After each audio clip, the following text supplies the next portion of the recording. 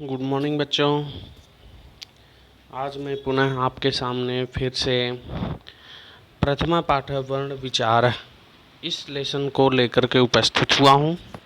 आज हम कल तो हमने वर्ण विचारा में स्वर वर्ण के विषय में जानकारी लिया, जिसमें हम शुरुआत में संस्कृत भाषा का उद्गम, ठीक ना। तो हाँ, इसमें कुछ बच्चे बोल रहे हैं कि हम व्याकरण किस कॉपी में लिखेंगे। तो व्याकरण और टेक्स्ट बुक का जो है एक ही कॉपी आप बनाएंगे और एक ही कॉपी में आपको लिखना है, ठीक ना। एक ही कॉपी में आप व्याकरण भी लिखेंगे और एक ही कॉपी में आप टेक्स्ट बुक लिखेंगे, उसी कॉपी में। आई बात समझ में। और इसमें कैसे आपको लिखना है, देखो जो ये आप ऊपर हेडिंग डालेंगे वर्ण विचार है, फर्स्ट हेडिंग संस्कृत भाषा। इसमें आप यहाँ से लिखेंगे कि सम उपसर्ग पूर्वक क्रिय धातु के कद प्रत्यय होने पर संस्कृत शब्द बनता है जिनका अर्थ है वह भाषा जो पूर्णतः नियमबद्ध हो। यही कारण है कि आज के युग में संकड़क पर जो भाषा खरी उतरती है वह एकमात्र भाषा संस्कृत भाषा है। बस यहाँ तक आपको लिखना है। आई बात समझ में। फिर उसके बाद हम आ जाएंगे एकदम नीचे सेकेंड लाइन का लास्ट का सेकेंड लाइन जो है वो देखिए कि संस्कृत भाषा के व्याकरण को जानने के लिए सबसे पहले उसके वर्णों अक्षरों को जानना आवश्यक है। इसलिए हम संस्कृत व्याकरण का आरंभ संस्कृत के वर्णों से कर रहे हैं। यहाँ तक लिखेंगे, ठीक ना। सेकेंड आप डालेंगे वर्णमाला। सेकेंड वर्णमाला में आप हेडिंग डाल करके लिखेंगे कि देववाणी संस्कृत भाषा के मूल में भगवान शिव के डमरू की ध्वनि से उत्पन्न अ ई ऊड़ इत्यादि 14 शिव सूत्र हैं जो संस्कृत की प्राचीन वर्णमाला के रूप में बोध कराते हैं। वर्णों के समूह को वर्णमाला कहते हैं। बस वर्णों के समूह को वर्णमाला कहते हैं। अगला हेडिंग कि वर्ण या अक्षर, तो मुख से उच्चारित ये पूरा लिखेंगे। आई बात समझ में। फिर नेक्स्ट हेडिंग वर्ण के भेद, तो वर्णों के निम्नलिखित भेद हैं स्वर व्यंजन और अयोगवाह। फिर आप आ जाएंगे स्वर या अच, इसको तो इसमें लिखेंगे कि जिन वर्णों का उच्चारण किसी दूसरे वर्ण की सहायता के बिना ही होता है उन वर्णों को स्वर या अच कहते हैं। ये आप पूरा लिखेंगे। आई बात समझ में। फिर हाँ, ये जो इसके 4 हैं ये लिख देंगे और इसको लिखने के बाद इन वर्णों को ह्रस्व दीर्घ और प्लुत 3 प्रकार के 3 प्रकार हैं, वे भी वर्णों में गिने जाते हैं। सामान्यतः ह्रस्व तथा दीर्घ स्वर 13 हैं। ये 13 आप लिख देंगे, फिर छोड़ देंगे, ठीक ना। फिर आप आएंगे कि स्वरों के भेद ह्रस्व दीर्घ प्लुत, ये छोड़ दीजिए, ठीक ना। स्वरों के भेद हेडिंग डाल दीजिएगा, ठीक ना। और जो लिखा हुआ है वो छोड़ करके ये जो हेडिंग है ह्रस्व मूल स्वर, इस ये लिख दीजिएगा संयुक्त स्वर, गुण स्वर, वृद्धि स्वर, दीर्घ स्वर, प्लुत स्वर। आई बात समझ में। इतना प्लुत स्वर हाँ लिख दीजिएगा, ठीक ना। अब हम आज पढ़ते हैं व्यंजन या हल। अब देखो कि कल हमने आपको बताया था कि स्वर और व्यंजन, तो व्यंजन को स्वर को अच और व्यंजन को हल बोलते हैं, ठीक ना। तो ये जो हल है ह और ल के बीच में जितने भी वर्ण हैं वो सब व्यंजन कहलाते हैं।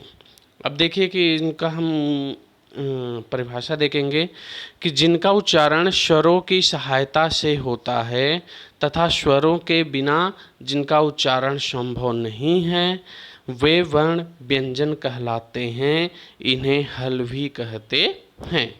माने कि वे जिनका उच्चारण स्वरों के सहायता से होता है, माने कि वे वर्ण जिनका उच्चारण हम स्वर की सहायता से करते हैं। अगर हम स्वर नहीं लगाएंगे तो वो उच्चारण नहीं हो पाएंगे, ठीक ना। तो वह स्वर के बिना उच्चारण का संभव है ही नहीं। तो वे वर्ण क्या कहलाते हैं? व्यंजन कहलाते हैं। उन्हें हल भी कहते हैं। हम क का उच्चारण नहीं कर सकते। क एक व्यंजन है। यदि क का उच्चारण करना हो तो उससे पहले या उसके बाद स्वर का होना आवश्यक है। इस आधार पर हम अक अथवा क, ठीक ना, क प्लस अ बराबर का उच्चारण कर सकते हैं। अगर हम कोई भी वर्ण व्यंजन का ले रहे हैं, क ले रहे हैं, ग ले रहे हैं, च ले रहे हैं, प ले रहे हैं, अगर हम उनका सही से उच्चारण करेंगे तो हमको उसमें स्वर की सहायता लेनी पड़ेगी। अगर हम स्वर की सहायता नहीं लेंगे तो वे वर्ण हम सही ढंग से उच्चारण कर ही नहीं पाएंगे। जैसे कि अगर हम अक बोल रहे हैं तो स्वर हमको सामने लगाए हुए हैं अ, और उसके बाद क पे हलंत अक, तब हम बोल ले रहे हैं कि अक, ठीक ना। और अगर हमको क पूरा बोलना पड़ेगा तो क प्लस अ बराबर क, ऐसा बोलना पड़ेगा। आई बात समझ में। सामान्यतः छात्र समझते हैं कि क एक व्यंजन है, यह उनकी भूल है। उच्चारण की सुविधा के लिए हम क को व्यंजन मानते हैं, पर उसमें अ स्वर मिला हुआ है। व्यंजन के अनुसार इसका सही रूप क है, जिसे हम हल का चिन्ह लगाकर व्यक्त करते हैं। आपको समझ में आ गया होगा, ठीक ना। ये मत लिखिएगा, ये आपको लिखना है, यहाँ व्यंजन का पूरा उच्चारण कर सकते हैं, ठीक ना। आगे हम हेडिंग डालेंगे व्यंजन के भेद, स्पर्श, अंतस्थ व ऊष्म, ठीक ना। तो पहले व्यंजन का भेद हम स्पर्श व्यंजन बोलते हैं। अब देखो इसको आप लोगों को 7th में अगर हम बताए होंगे किसी क्लास में तो बताए होंगे, जिनको हम स्पर्श व्यंजन को हम एक सूत्र के टाइप में बोलते हैं, कु चु टू तू पू। कु माने क वर्ग, क वर्ग माने जो 5 वर्ण है क के अंतर्गत, कौन कौन, क ख ग घ ङ, ये क्या है कु क वर्ग। चु च वर्ग माने च छ ज झ इ, ये 5 वर्ण, ठीक ना। टू ट वर्ग, ट ठ ड ढ अड़, ये ट वर्ग है, ठीक ना। तू त वर्ग, त थ द ध न, आई बात समझ में। तू हो गया त वर्ग। पु प वर्ग, प फ ब भ म, ठीक ना। ये टोटल 25 जो हैं ये आपके स्पर्श व्यंजन कहलाते हैं। अब इनके विषय में देख लो कि ये सभी 25 व्यंजन स्पर्श कहलाते हैं। इनको उच्चारण में जिह्वा मुख के किसी न किसी भाग, माने मुख के किसी न किसी भाग, मुख के अंदर कौन कौन सा भाग है, कंठ, तालु, मूर्धा, दंत, ओष्ठ, ठीक ना, का स्पर्श करती है। माने कि जो हमारी जिह्वा है वो मुख के विभिन्न भागों को स्पर्श करती है, तो वह क्या है, आपका स्पर्श व्यंजन कहलाया।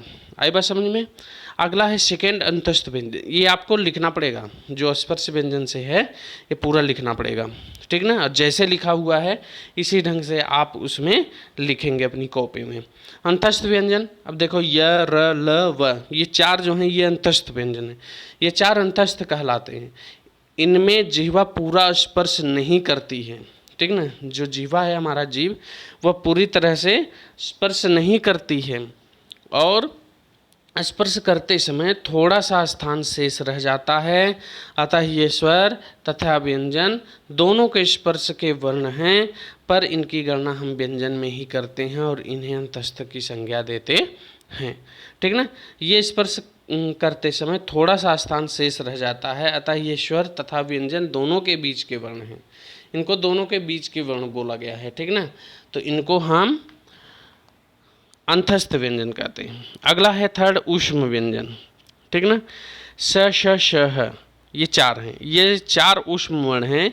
इनके उच्चारण में जिह्वा मुख के किसी भाग के साथ रगड़ खाती है तथा ऊष्मा गर्मी पैदा होती है, अतः इससे इन्हें ऊष्म नाम दिया गया है। अब देखिए कि अगर हम बोलते समय श श श ह ऐसा इस तरह से बोलते हैं तो हमारा जो मुख है, मुख में रगड़ाहट हो रही है इन वर्णों को बोलने में, तो इसलिए इसको हम ऊष्म, माने कि जब गर्मी टाइप का पैदा हो रहा है तो इसको हम ऊष्म व्यंजन कहते हैं। अगला देखो अयोगवाह। अयोगवाह माने जिन वर्णों को उच्चारण स्वरों की सहायता के बिना नहीं हो सकता तथा जो स्वरों के साथ मिलकर स्वरों के बाद ही बोले जाते हैं वे अयोगवाह कहलाते हैं, ठीक ना। जो स्वरों के साथ मिल करके और स्वर के बाद ही बोले जाते हैं वह अयोगवाह हैं। वे स्वरों के पहले नहीं बोले जा सकते, माने कि उन्हें हम स्वर के पहले नहीं बोल सकते हैं। अयोगवाह भी 4 हैं, देख लीजिए, इसको लिखना है पूरा, ठीक ना। फर्स्ट है अनुस्वार। अनुस्वार माने कि ऊपर जो बिंदु लगती है उसे हम अनुस्वार बोलते हैं। किसी स्वर के बाद न या म के स्थान पर अनुस्वार आता है, जैसे शह फलम खादति। अब देखो फलम शब्द में म हमें हलंत है, अगर हम कर देंगे शह फलम खादति, ल के ऊपर बिंदु लग गया तो वो जो ल के ऊपर बिंदु लगा यही अनुस्वार है। आई बात समझ में, म का उच्चारण कर रहा है।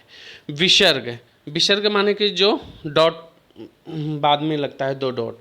विसर्ग का प्रयोग किसी स्वर के बाद होता है, इसके उच्चारण में ह की ध्वनि पैदा होती है, जैसे रामः, हरि इत्यादि। रामः म के बाद विसर्ग लगा हुआ है, ठीक ना। तो म प्लस अ, म अगर हम इसका उच्चारण तोड़ेंगे तो र प्लस आ प्लस म, रा हो गया, र प्लस आ बराबर रा, म प्लस अ बराबर म, प्लस अह, नहीं, हाँ, रा म प्लस अह, ठीक ना। अ के बाद विसर्ग लग गया तो राम हो गया, ठीक। और उसके बाद है जिह्वा मूल। जिह्वा मूल उपपद पद्मानीय, जैसे हम डॉक्टर का उपाधि करते हैं ना, डॉक्टर, ठीक ना। तो डॉक्टर ऊपर डॉट लग जाता है ना, तो वही जिह्वा मूल उपपादि मीनी है। तो बच्चों मुझे आशा है कि आपको ये सब जो वीडियो के अंतर्गत हमने आपको पढ़ाया, हल संधि या व्यंजन वर्ण, वह आपको समझ में आया होगा। और हमने आपको पुनः फिर से एक बार बता दिया कि आपको किस तरह से कैसे लिखना है, ठीक ना। और एक बात और है कि जो PDF के माध्यम से हमने आपको नोट्स दिया हुआ है उसको मैं पुनः एडिट कर के मैं पुनः आपको दूंगा, ठीक ना। तो फिर हाँ, मतलब कि मिलते हैं नेक्स्ट क्लास, नेक्स्ट ट्यूसडे, ठीक ना। धन्यवाद।